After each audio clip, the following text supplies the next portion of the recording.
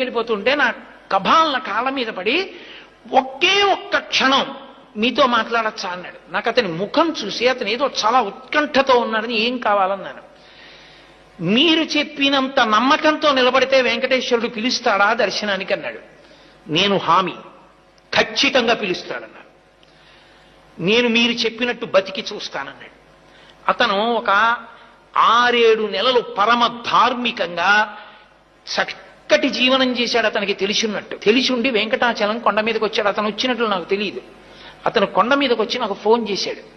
ఏమని ఫోన్ చేశాడంటే, నేను కొండ మీదకి వచ్చాను, మహాలఘు దర్శనం జరుగుతోంది, నిన్ను నమ్మి ధర్మాన్ని పట్టుకున్నాను, గురువుగారు చెప్పారు ధర్మం పట్టుకుంటే నువ్వు దగ్గరికి తీసుకుంటా ఉన్నారు, నన్ను కూడా తోసేస్తారా, నన్ను దగ్గరికి రానివ్వవా, నువ్వు నన్ను దగ్గరికి రానివ్వకపోతే ఇక నా శేష జీవితంలో ధర్మం పట్టుకోను, నువ్వు